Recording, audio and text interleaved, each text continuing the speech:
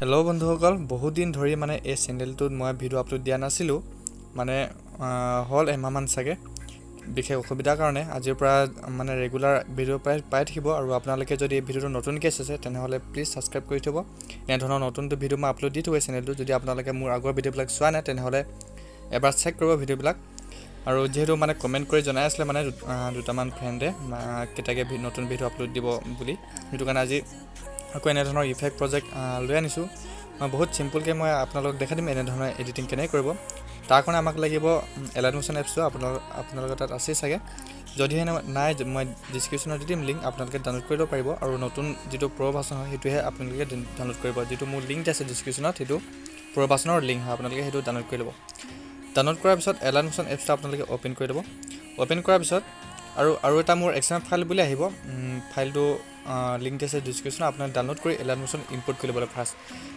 যদি আপোনালোকে ইম্পৰ্ট কৰিব নাজানে, ফাৰ্ষ্ট যদি এডিটিং কৰিছে আপোনালোকে, তেনেহ'লে মোৰ ভিডিঅ'বিলাকত চাই ল'ব। আগৰ ভিডিঅ'বিলাকতো দিয়া আছে বা বেলেগ ইউটিউব ভিডিঅ'ত বহুতে দিয়া আছে মানে এক্সএমএল ফাইল কেনেকৈ এলাইট মোশ্যন ইম্পৰ্ট কৰে। এলাইট মোশ্যন এপছৰ যিটো মানে প্ৰজেক্ট আছে কিনাত, সেই প্ৰজেক্টটো আপোনালোকে ক্লিক কৰিব। ক্লিক কৰাৰ ওপৰত যিটো ৰূপম টেক্নিক এক্সএমএল ফাইল আহিব সেইটো আপোনালোকে ইম্পৰ্ট কৰি ল'ব ফাৰ্ষ্ট। ইম্পৰ্ট কৰাৰ পিছত এনেধৰণৰ ৰূপম টেক্নিক এক্সএমএল ফাইল বুলি আহিব। সেইটো ক্লিক কৰি আপোনালোকে অ'পেন কৰি দিব।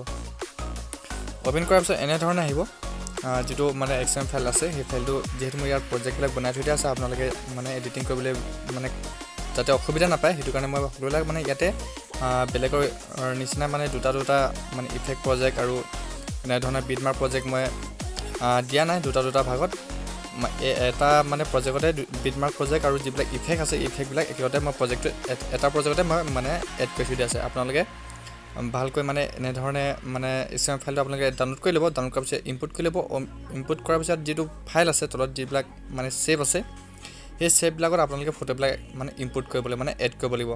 আপোনালোকে যে ফটোবিলাক যদি ইয়াত এড কৰিব বিচাৰে, মই ব্যৱহাৰ কৰা ফটোবিলাক সেইবিলাক মই দি দিম ডিছক্ৰিপশ্যনত জিপ ফাইল সৈতে দি দিম। আপোনালোকে জিপ ফাইলটো ডাউনলোড কৰি এক্সট্ৰাক্ট কৰিলে সকলোবিলাক ফটো মানে আপোনালোকে পাব পাৰিব। ইয়াৰ পিছত ওপৰত যিটো ৰূপম টেক্নিক বুলি আছে মোৰ নামটো মানে লগ'টো, সেইটো ক্লিক কৰি আপোনালোকে ডিলিট কৰি ল'ব। ডিলিট কৰাৰ পিছত ইয়াত ছংটো এড কৰিব লাগিব। ছংটো এড কৰিবৰ কাৰণে তলৰ প্লাছটো ক্লিক কৰি মিডিয়াত গৈ কোনটো অডিঅ'ৰ পৰা আপোনালোকে এক্সট্ৰাক্ট কৰিব লাগিব সেই ভিডিঅ'টো আপোনালোকে লৈ ল'ব। মই যিহেতু ছংটো মই ভিডিঅ'ৰ সৈতে দি দিম, আপোনালোকে এক্সট্ৰাক্ট কৰিব লাগিব। এক্সট্ৰাক্ট মানে ভিডিঅ' লৈ ল'ব। ভিডিঅ' লোৱাৰ পিছত এবাৰ ক্লিক কৰিব। ক্লিক কৰাৰ ওপৰত থ্ৰী ডট আছে, থ্ৰী ডটটো ক্লিক কৰি তলত এক্সট্ৰাক্ট অডিঅ' লিখা দিব। এক্সট্ৰাক্ট অডিঅ' কৰি ভিডিঅ'টো ক্লিক কৰি ডিলিট কৰি দিব। এনেধৰণে আমাৰ ছংটো এড হৈ যাব। তাৰপিছত ইমানখিনি হোৱাৰ পিছত আমি যিবিলাক ছেভ আছে ছেভবিলাক আমি মানে ফটোটো এড কৰিব লাগিব। এড কৰিবৰ কাৰণে ফাৰ্ষ্টত যিখন ছেভ আছে সেই ছেভখন ক্লিক কৰিব। তাৰপিছত তলত কালাৰ এণ্ড ফিল লিখা আছে সেইটো ক্লিক কৰিব। তাত কিনাৰফালে যিটো ষ্টাৰ আছে ষ্টাৰখনত ক্লিক কৰিব। আকৌ তলৰ ষ্টাৰ আছে তলৰ ষ্টাৰটো ক্লিক কৰি যোনখন ফটো আপোনালোকে এড কৰিব সেই ফটোখন ক্লিক কৰি ওপৰত প্লাছ আছে প্লাছ অপশ্যনটো ক্লিক কৰি এনেধৰণে এড কৰি দিব। যিহেতু মোৰ মানে ফটোবিলাক ডাউনলোড কৰি থৈ দিয়া আছে সেইটো কাৰণে মানে সকলোবিলাক ফটো মানে অট'মেটিক মোৰ ইয়াত মানে এড হৈ গৈছে। আপোনালোকে এনেধৰণে এড নহ'ব পাৰে, সেইটো কাৰণে আপোনালোকে এনেধৰণে এড কৰিব। আৰু যিটো বেকগ্ৰাউণ্ড ইমেজ আছে সেই বেকগ্ৰাউণ্ড ইমেজখনো মানে দিয়া আছে ডিছক্ৰিপশ্যন, আপোনালোকে ডাউনলোড কৰিব। সেনেকৈ যিমানবিলাক ইয়াত ছেভ আছে সকলোবিলাক ছেভতে আপোনালোকে ছেম প্ৰচেছ কৰি সকলোবিলাক ফটো এড কৰি ল'ব।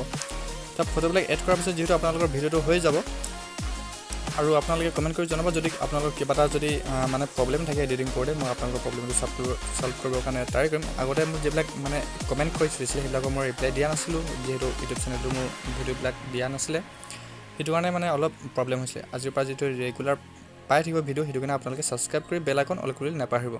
তো ফটোবিলাক সকলোবিলাক এনেধৰণে এড কৰাৰ পিছত ওপৰত যিটো কাৰ্চন আছে কাৰ্চনটো ক্লিক কৰিব। তলত এক্সপৰ্ট লিখা আছে এক্সপৰ্ট কৰি ভিডিঅ'টো ছেভ কৰিব। ভিডিঅ' চাই যদি ভাল পায় লাইক কৰিব, কমেণ্ট কৰিব আৰু এনেধৰণৰ নতুন ভিডিঅ' পাই থাকিবৰ কাৰণে চেনেলটো ছাবস্ক্ৰাইব কৰি বেল আইকন অল কৰি আৰু লগৰবিলাক শ্বেয়াৰ কৰিবলৈ নাপাহৰিব। ধন্যবাদ।